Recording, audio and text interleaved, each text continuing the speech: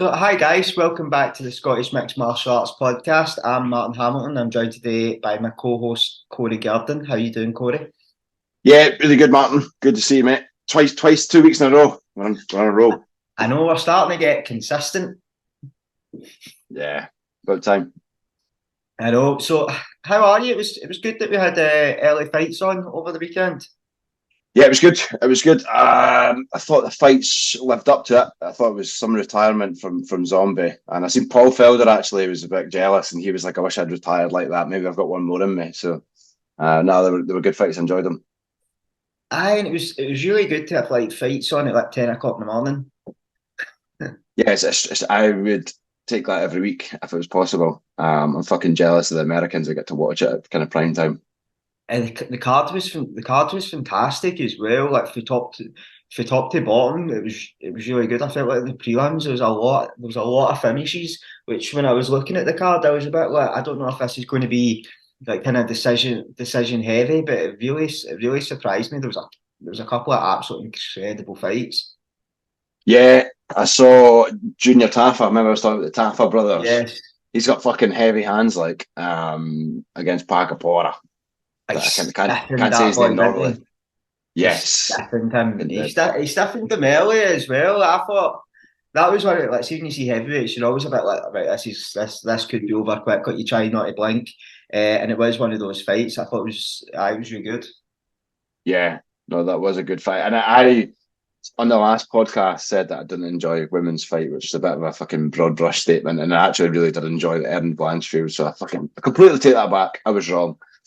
Ah, Um, because I love Erin Blanchfield. I love watching her. I've been saying for a while. I think she's got the potential to be the next chat, like one of the next champs. But Talia Santos, you're looking at that and you're going like, this could be a real stumbling block. Like, is this going to be too much too quick? And the way the fight went, like in the first, specifically in the first round, you're like, well, Erin's having a bit of problems closing the distance. Like she didn't seem to be able to get Talia down. Talia was landing big heavy shots, and you're a bit like, oh, could we be in for a wee bit of not an upset because it wouldn't have really shocked many people if Santos won, but a wee for like a bit of a roller coaster, like just kind of taking that wee dip with Blanchfield. But she, in between the first and second round, like the adjustment was phenomenal. yeah, she's got cardio for days. She's a bit of a dog as well. The way she just fucking goes forward. And is happy to take a few to land one or land a takedown. Quite like her kind of aggression. She reminds me a bit of a female Marab, Yeah, like yeah, a just little bit. She's quite young as well. I think she's only 24. yeah, she's like 24, 25. I think she's roughly about the same age as Macy Barber. Yeah, I think she's got much more potential. I think she'll get a title fight off the back of this, to be honest. Because Chichenko's got a rematch against Alex Grasso, hasn't she? Yeah, they've got a rematch in a couple of weeks. That the card that's in, I want to say it's in Vegas, but it's on like Mexico Independence Day, so it's like very Mexican heavy, and it's a phenomenal card, like a really good card. Nah, that's totally off a tangent, but you see Paul Craig got a fight announced against Brendan Allen. Yes, First main event. I'm very excited about that. I think that's a very good fight, and I think it's a good fight for Paul. Brendan Allen's in a bit of he's in a bit of a tear right now. He fights out a good gym as well. He fights out. I'm sure he fights out Kilcliff, but I this does. the same gym as Ian Gary. So he's good. He seems pretty good everywhere. His stand up's good. His grappling's good, and he's a Brazilian Jiu Jitsu black belt. So I think that's a good test for Paul Craig. But I see Paul Craig winning. I'm not sure. I'm not sure. I think that Brendan Allen's good. I think it's a good that he's got his first main event. I can see why he took it, but it's not really a name. Like if he gets Yeah, beat by Brendan Allen, nobody will be like, oh, outside the people who know. And he's got four submissions in his last five. So actually, it might be a good jiu-jitsu game. He yeah. choked out Andre Muniz, actually, Brendan Allen, by submission. Yeah, he's really good, and I think his striking's really crisp as well. He's got good heavy hands, and he mixes it up quite well with kicks. So it's a good test. It's a good test for Paul, especially when he's just starting out at middleweight, and it does seem that he's got that cut under control, which is pretty good. because usually people it takes guys like a couple of fights to kind of Yeah. get in the rhythm of it. But I just think Paul's got a great team round about him. Like the guys at Boxing Science seem like phenomenally switched on. His strength and conditioning coach Adam Lusby at Enhanced Sports, he seems incredibly clued up as well. So I think it just shows the bit like how like MMA is kind of evolving a wee bit, that guys can start to kind of make these tweaks, and it's not like how it used to be where it it wasn't done right. It seems like everything's getting done, but it's almost like to a science. Yeah. Totally agree. Are you a Patreon subscriber to the Leather Podcast? I am, but we're having we're having issues with this, and I'm still waiting on a reply for the Leather Podcast official Instagram. So got to call them out here. I'm having issues because my email, when I was typing it in, put a dot at the end of it, so it's like .com dot, and it's not working. So you fucked up the email. Pretty much. I'm trying to message them to see if I can get it changed, or if something can happen. If there's a way you can kind of change your email, but I haven't got a reply about that yet. Yeah, I think the podcast is brilliant. I did subscribe to the Patreon for a few months, but there wasn't enough content. I don't think it was a bit outdated. I am quite curious and keen to watch the Paul Craig weight cut though. Apparently, it's like a wee Yeah, documentary. yeah, that'll be. I think that'd be really good. They've just put up the grappling match that he had with Ross Cooper as well. Seen that? Did you? I know that Paul Craig won, but did he totally dominate him? I haven't seen it actually. I don't know. I haven't seen it. I think I bit. I think it's one of the ones. Even their training partners as well. Like they train quite a bit. Like you kind of get to understand people's games and kind of understand kind of nuances as well. And like, obviously, like Paul Craig's a black belt. So when I seen that Paul won, it wasn't a huge shock. But I really liked the fact that they done it. I thought it was really Yeah, good. Something that's been quite exciting for the fans as well. Like, you're there and you get to see Paul Craig grapple. Like Paul Craig's a huge name, especially in Scotland now. I don't think he's as big as what he should be, but I think if you're top 10 in two different divisions, you should be a big star in your home country, and he probably is. He probably gets recognised, but you don't see it a lot for like kind of mainstream media uh, yeah. kind of taking more to do it and like starting to publish articles. I think, like especially in Scotland, like the way kind of MMA is publicised and covered, sorry, isn't amazing. And like when you've got guys like Paul Craig who are a top 10 in two different weight divisions in the biggest, but kind of the best fighting organisation in the world. That's phenomenal, and it Totally. should be a lot more kind of interest. I reckon he could go down the town and nobody would fucking recognise him. I mean, there would be certain people if you went down Glasgow, Edinburgh, you're kind of normal city.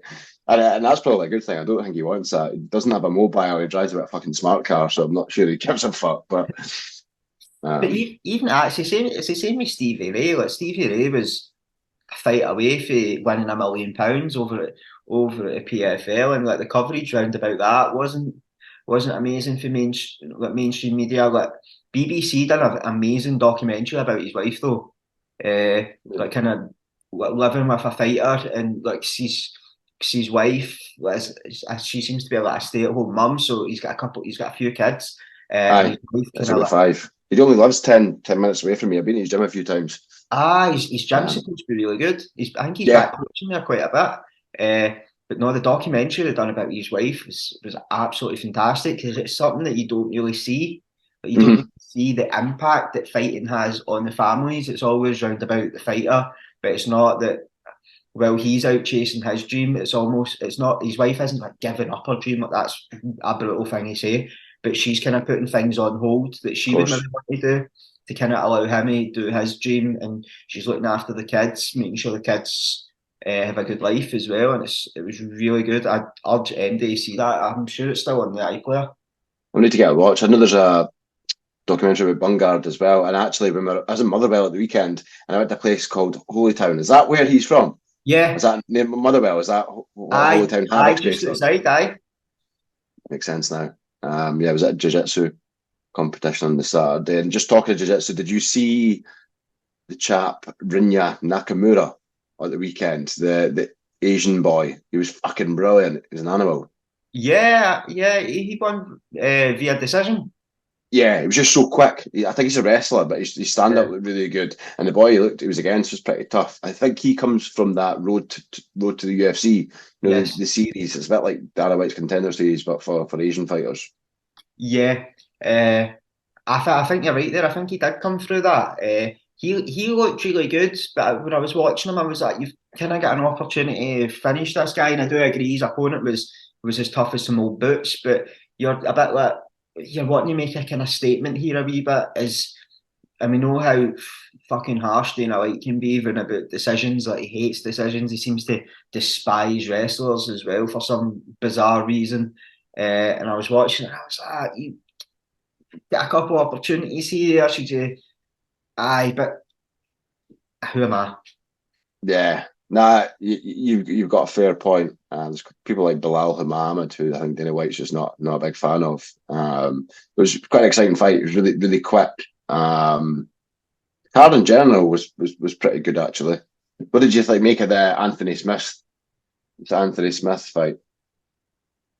Thought it was good. I did think Anthony Smith won. I thought the first Did round you?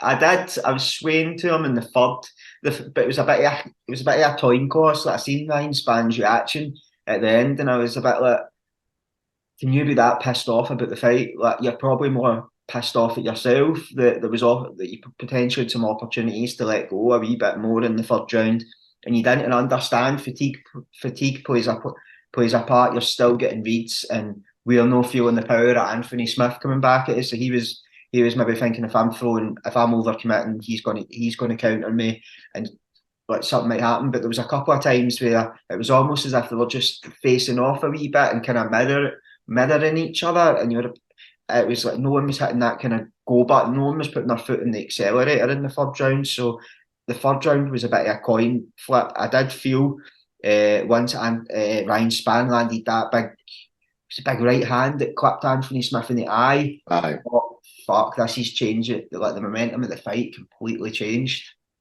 Yeah, that was a peach. They tried to flying knee right after it. I thought Anthony Smith was out, to be honest, because you see them Yeah. kept flicking at his eye. I'm surprised he managed to fight on. I thought in the third division, in the third round, actually, Span should have finished him. But as you say, he was just tired. Yeah. The leg kicks were money in the bank. They were quality. He did have a different style. You could see. I think he's back training with Mark Munoz, as opposed to. I think he was training with Chris Weidman for a bit, but he's went back to his original camp, and his movement looked a lot more better, a lot fucking better. Yeah, I think he was talking about that he wanted to be more. He was looking at more like kind of traditional Muay Thai because he's been having issues with getting his leg kicked. So he's been struggling a lot with leg kicks and kind of defending leg kicks as well. So I think he was trying to take more of a kind of Muay Thai base just to defend leg kicks. But I was seeing a stat. I think Ryan Spann had threw one leg kick in 12 fights. That So he's not a huge leg kicker. Yeah, he'd be struggling to walk the day after that as well. I liked Anthony Smith's post-fight interview when he said, "I've had 55 fights. I'm 35 years old, and I'm fighting these fucking young, hungry lions." Because I don't think he entirely knew if he had won or not either. Yeah. He is a cool dude. I do like Anthony Smith. So they are, and I think Anthony Smith, I think he's got a big future in commentary and being an analyst and podcasting as well because he speaks really good and he speaks really Yeah, open and really honest. I think he breaks fights down pretty well. yeah, he is really good. I like the Bisbing podcast. Although Bisbing fucking speaks over him all the time. You can tell he's always like trying to get his words out, and fucking Anthony Smith speaking. Bisping does that all the time with guests as well. He is just a fucking cunt. Like I do love him, but he is. Have you watched the documentary on Bisbing? Yes, I didn't really like the documentary. I think that was because I'd read the book. Okay. His book's fantastic, and it seemed to be making slight changes in the documentary to what he'd wrote in the book. I need to Okay. watch it again, and it just wasn't flowing. I need to listen to the book actually. I've got Audi Bible, which is like Amazon audio books. But there's not many MMA/UFC fighters with Dan Hardy's one's good, Full Reptile. He's a really interesting character. He talks about fucking mushrooms and meditation and all of the kind of stages he's went. Well, lived with the Shaolin monks for a while as well, Dan Hardy. I think he's really fucking interesting. It's one of my followers on Twitter. He follows the big Big man. up. Aye. That's pretty cool. I actually met him at Bellator in London a few years ago when it was Rafael Lovato Jr. versus Gegard Mousasi in the main event. But I'd been on it since like 6 in the morning. Flight, and he's probably like, get this kind of away from me. Fucking giving them jobby talk. I think he's one of the best minds in the sport.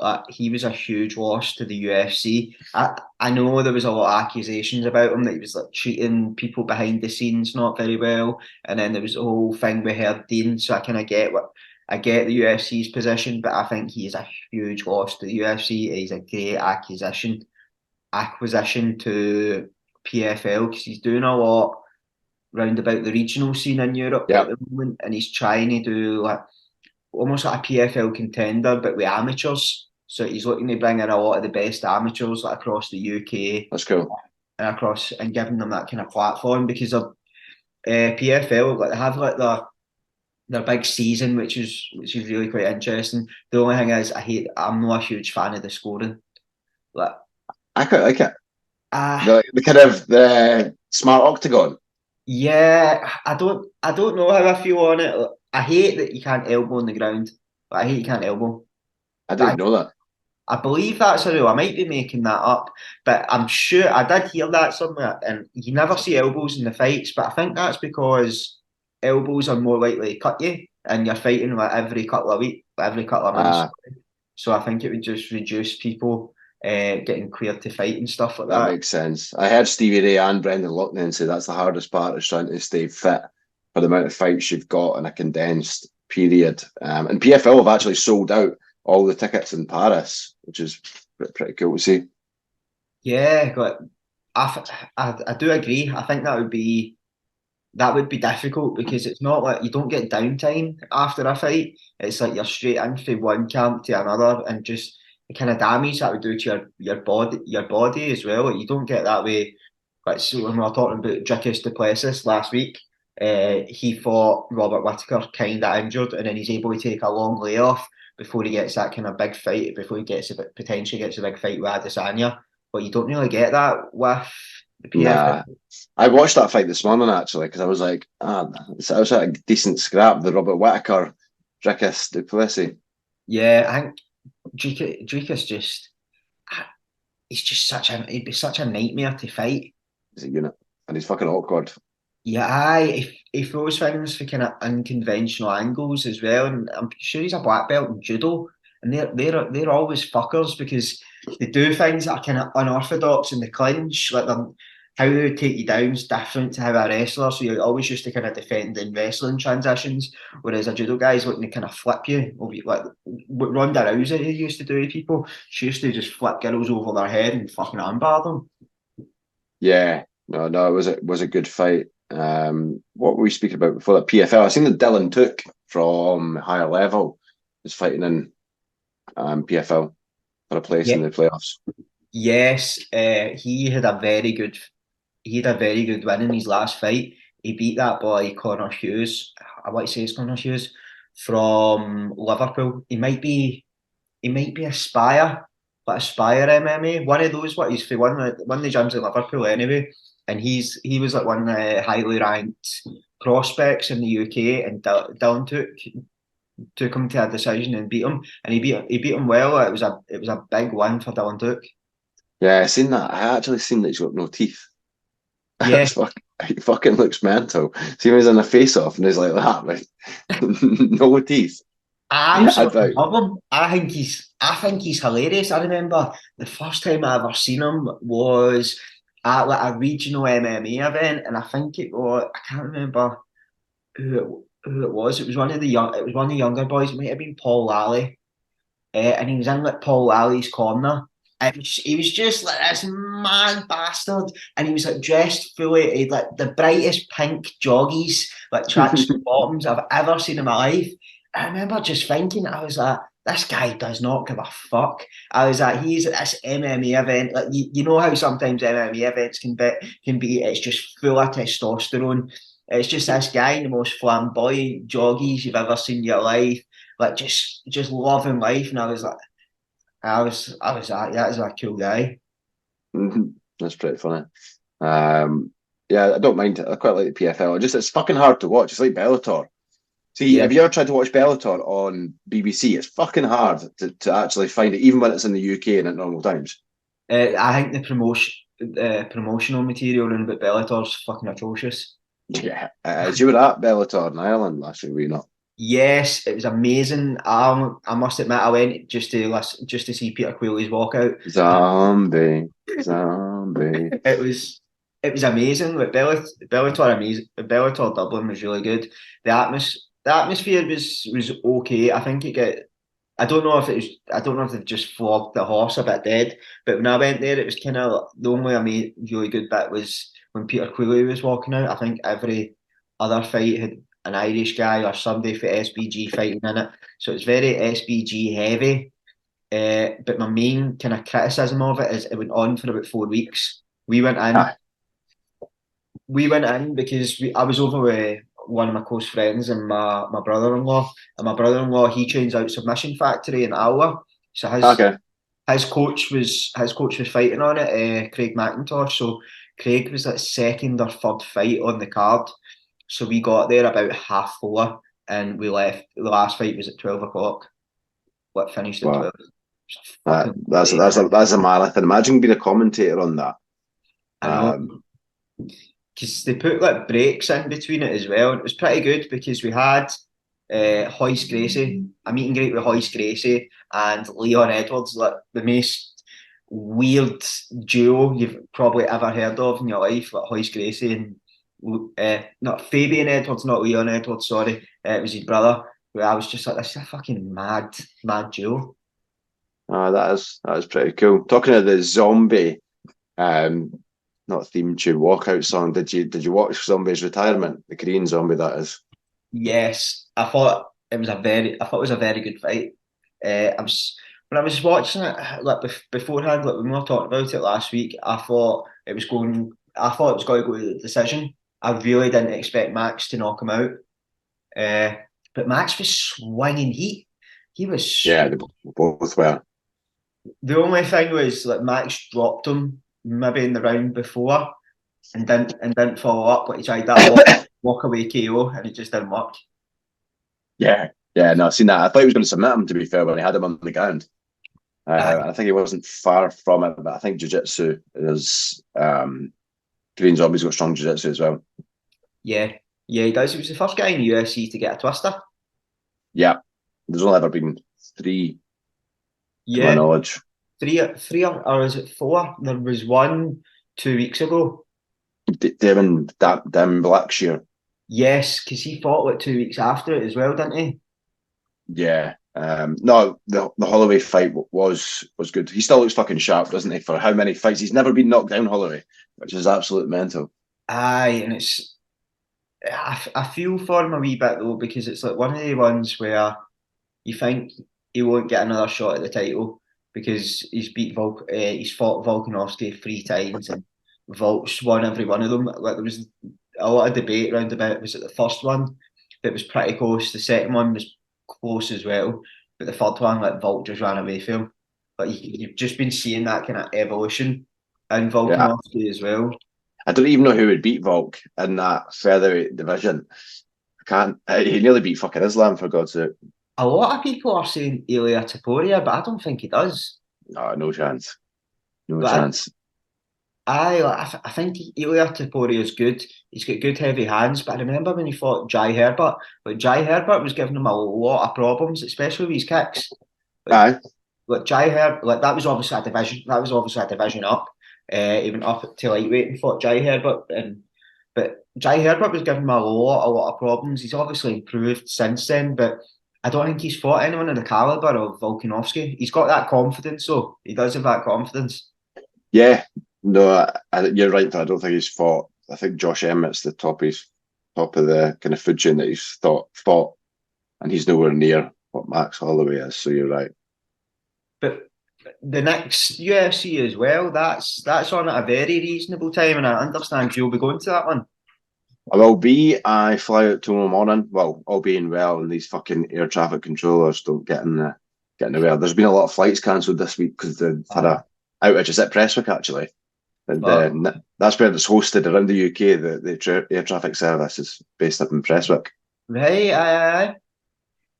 But now, hopefully, fly out tomorrow morning. I've been actually trying to see if I can get tickets for the weigh-ins. I Right. can't find them online. I went to the weigh-ins in Prague. That was Yeah. class. You got to ask a question. Right. I think it was Joanna Jędrzejczyk asked the question to her, and she had fucking not a clue what I was saying after about 5 pints. She was like, Yes. "Sorry, can you repeat that?" I repeated that. And she was like, "Nah, just pass the microphone over." Next one. Next one. So pretty much, you see my fucking my bird's TikTok cup. Just thought I'd call it out before anyone else does.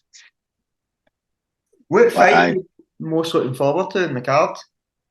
I just put a coupon on this morning. So I put two coupons. I put one that I think is strong, and then another one that's all full of French people. Because I think home crowd and home advantage does play a massive part in it. Like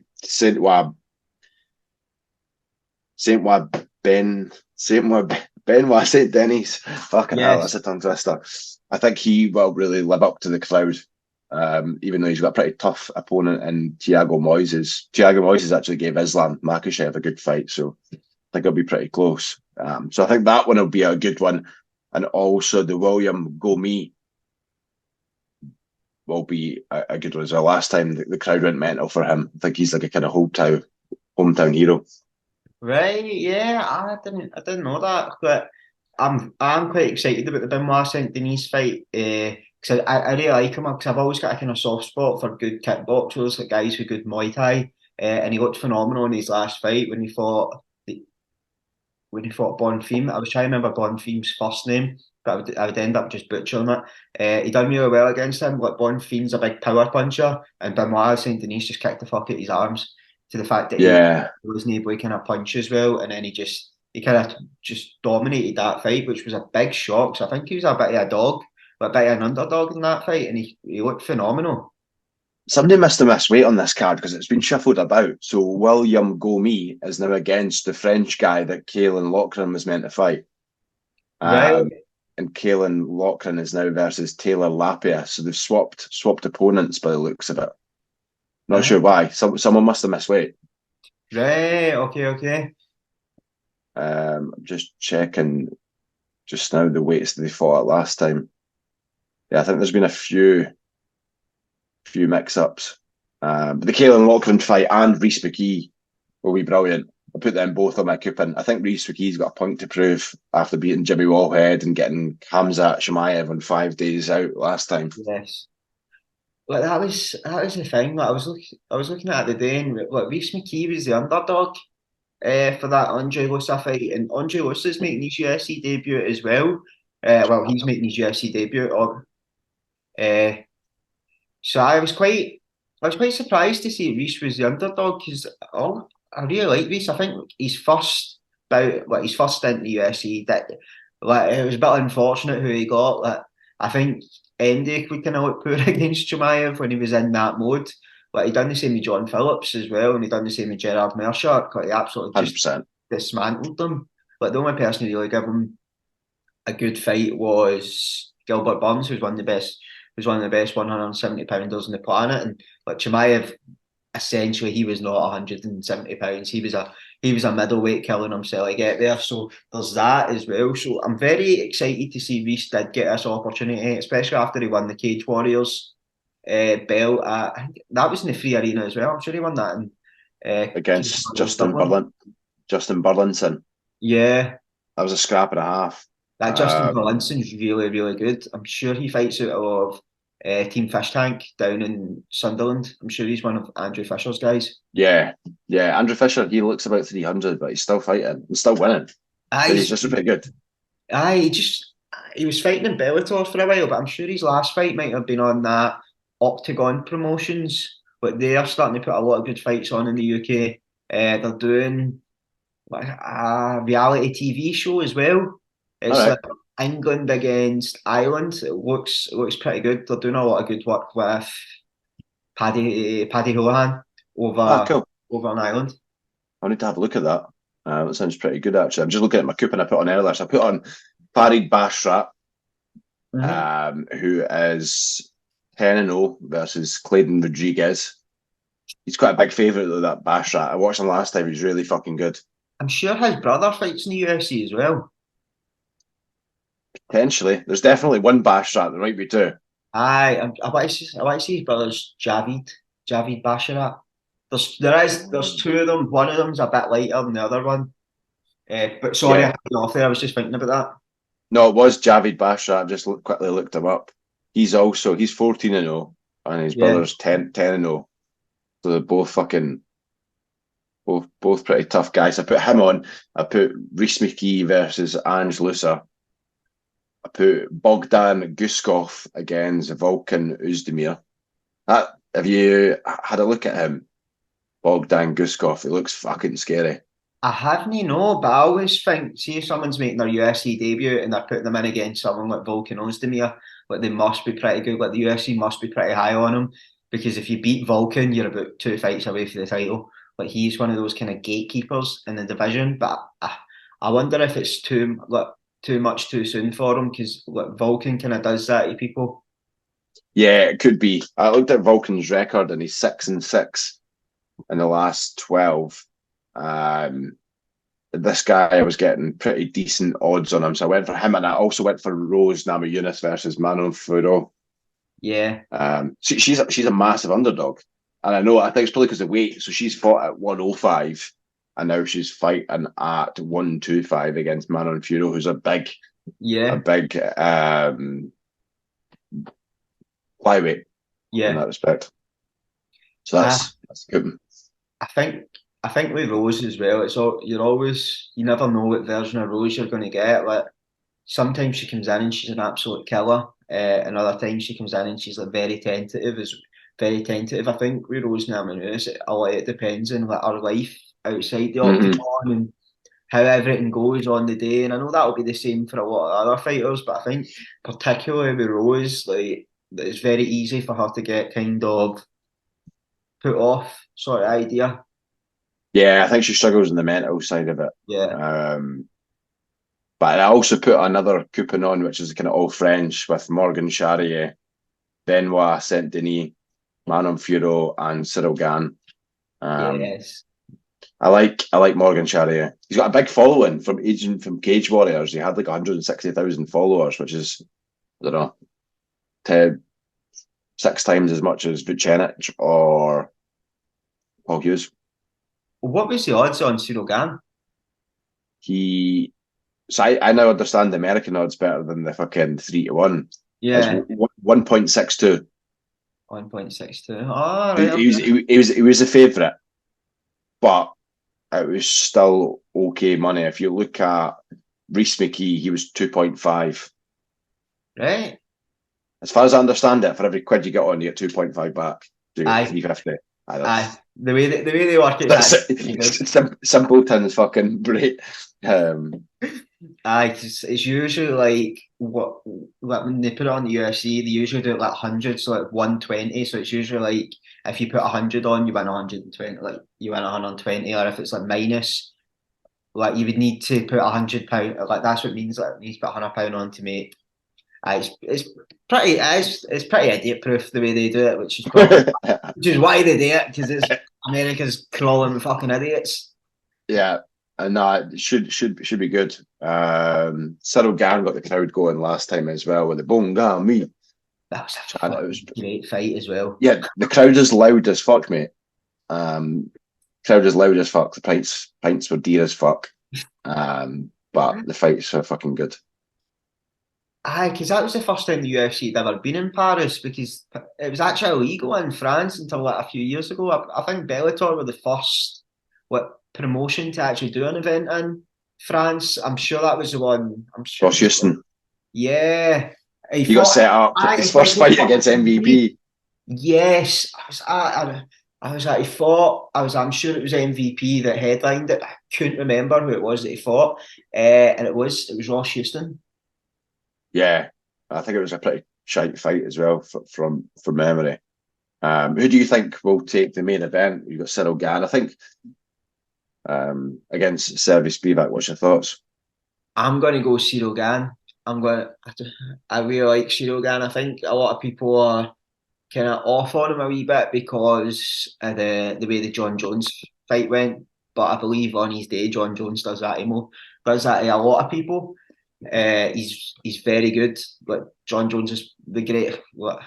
I'm always I'm always hesitant to call him the greatest because I always think personally it's either Mighty Mouse or Cejudo. It's the Mm-hmm. greatest. I love Cejudo like the C3 and he wants to become C4. I think that's fantastic. Like with John Jones, like his skill level is just so high, and he came in with that kind of point to prove as well. The fact he took a couple of years out to become a heavyweight and he didn't just put all this weight on and not know how to use it. Like he took that time.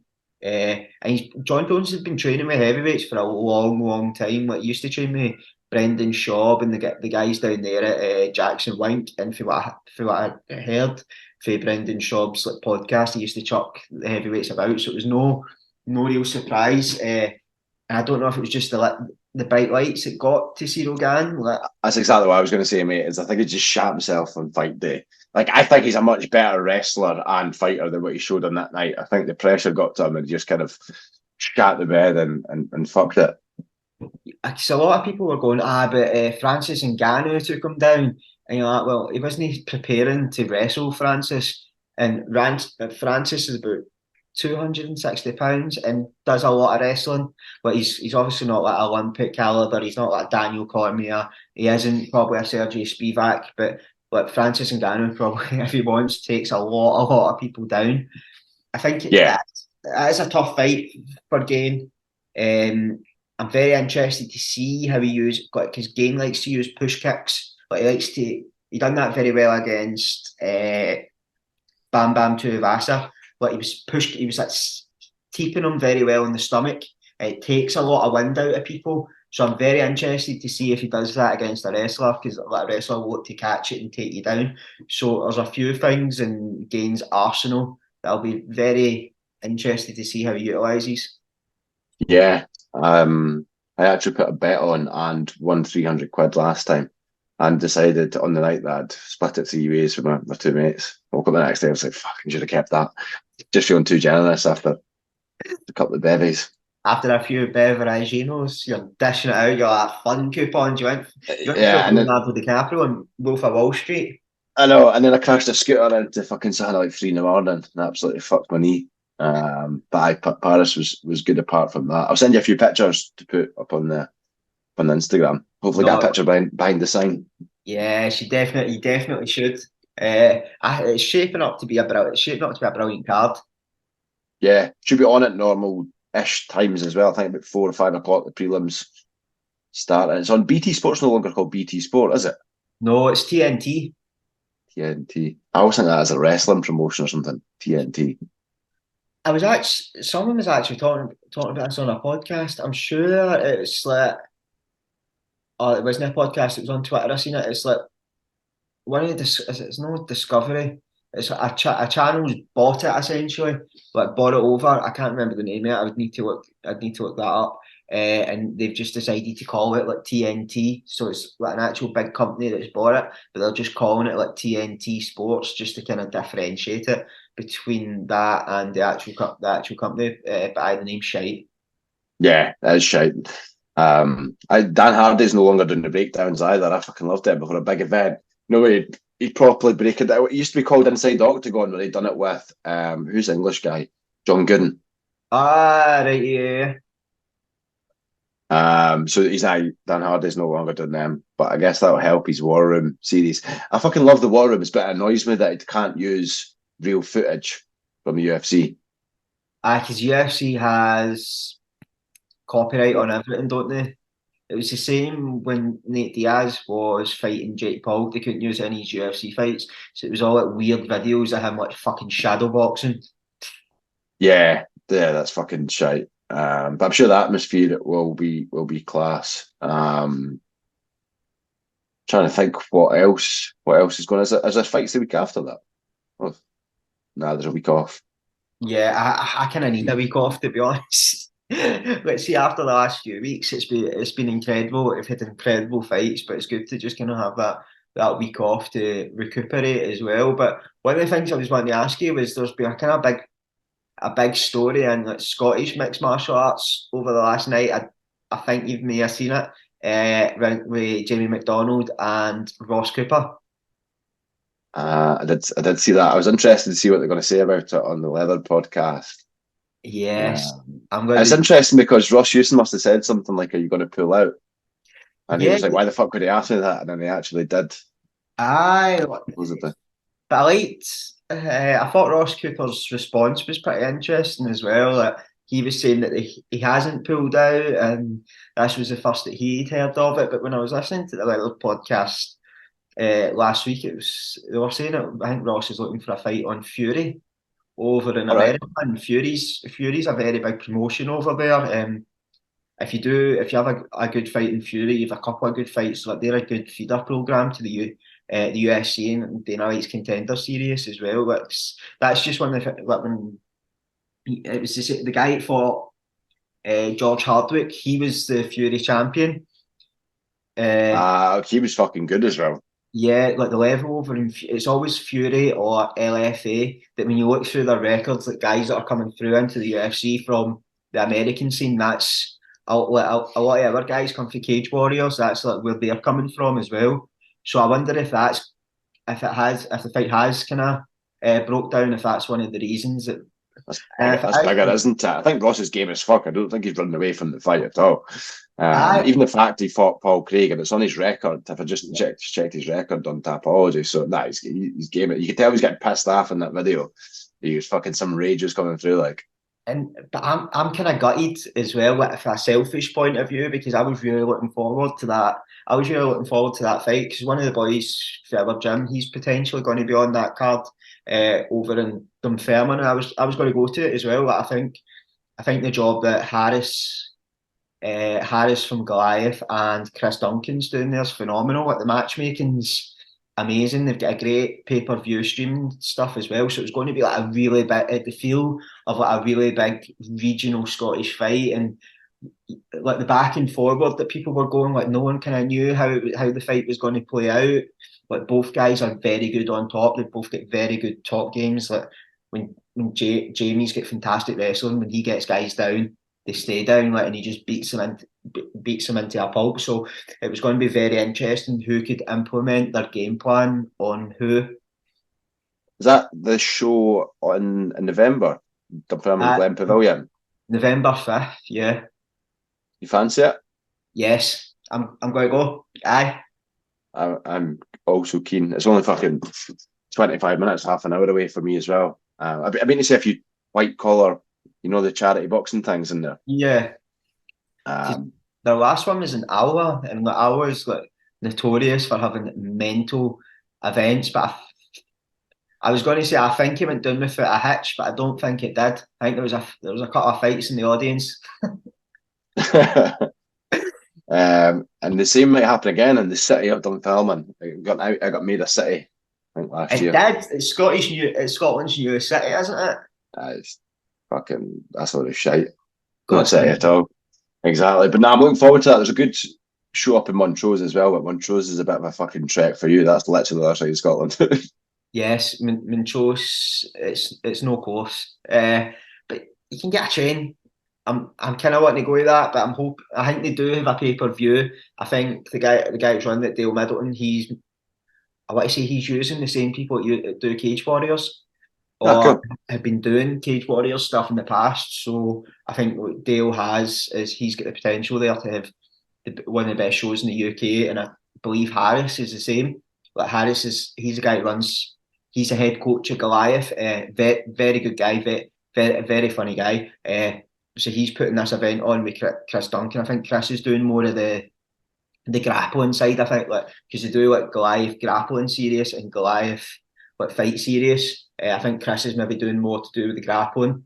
And I think I want to say Scott Malone's involved in it as well. Like they're just getting like the absolute golden people are like Scottish MMA, and then you've got Chris Bungard's doing it in Holy Town. Like he's actually moving his next one to Maryhill. It's got to be Maryhill Madness, and I think That's he's good, man. I want to see more Scottish regional shows. I've never really been to one, to be honest. So fucking, I'm quite keen to try and get out this year and go to a few shows around here and see the upcoming talent. aye, because they're good, and that's the thing. Like in Scotland, especially for a while, like we didn't really have a lot. Like one of the main ones we have is Budo, like Budo Fighting Championships. They run it in correlation with England. So there's like an English kind of Welsh Budo, and there's a Scottish Budo. It's a guy Barry Thompson that runs the Scottish one. He's a head coach out of Urban Gorillas in Falkirk. So Budo up here's always in Grangemouth. It's always in Grangemouth Town Hall. It's a fantastic show. It's one of the better ones that I've been to. And then you had on top. On top was like your traditional, really big MMA show, but they're struggling to get matchups at the moment. I don't really know what's going on, and they've started like cancelling shows. So I think I think like fighters and coaches are starting to get a wee bit fucked off with on top, but which is sad because on top, so they are they are one of the better ones. Their production level's so good. I think it's that way. Like it is.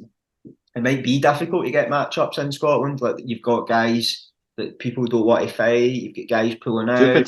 Too protective over the records, especially when you're amateur. You've got to fight the best. I think too many people like you're allowed losses in the records when you're at that level. I completely agree. So I sympathise with promoters. I sympathise with the guys that are doing on top because they probably are doing a great job behind the scenes. It's just things aren't falling into place, and it kind of damages their reputation, which is sad because when you look through basically every Scottish fighter, like every Scottish fighter's went on to the UFC, every Scottish fighter's went on to Bellator, Cage Warriors. They've all fought on top at some point. So you want to see them doing well. You want to see all Scottish shows doing well. Yeah, totally. Let's try and get tickets for this event, the Goliath MMA in Dunfermline. Get a few interviews before it. Hopefully, get some young talent on it. Yeah, that's no problem at all. We can even like to get Harris on. Harris he's always fucking crackers. He's always a good laugh. He'll probably abuse the life out of the Paris, but it's all in good spirits. So it sounds good. Sounds good. I'm keen for that. A fellow fighter. Not that fucking people should admit that. I was going to call it God's country again, but I can't even say that with a straight face. The kingdom. Five. Kingdom. No, but sounds good, mate. Looking forward to it. Obviously, got Cage Warriors at the end of this month. The card's shaping up. Actually, got Luke Riley on it. You've got Tobias Harilla. There's Nathan Fletcher. Quite a few names. That I actually did see Nathan Fletcher get announced for that card. I've got like a signed Nathan Fletcher top. Right, I got one of the ones that I randomly won online. So if anyone's a big fan of Nathan Fletcher and wants a signed top, you can have it. Let's see if he wins first. I know it's one of the ones I kind of want to save in case he gets to the UFC, and I'll like donate it to like a raffle or something like that. So it makes like a gym, like a wee bit of money. I was hoping to kind of do something like that with it.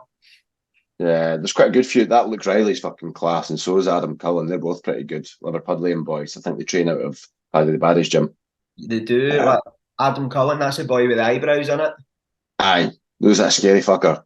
Aye. But we'll dive into that a bit closer to the time. But now I'll send you some pictures from the weekend. Good to chat about fights. What were you got much plans this weekend? No, actually probably just watching the fights, kicking back and trying to actually relax a wee bit this weekend because it's always a bit heavy going. Yeah, nice one. Well, I'll drop you a wee message from Paris, but have a nice weekend. Good to see you again. It was good to see you, and thanks very much for listening at home, guys.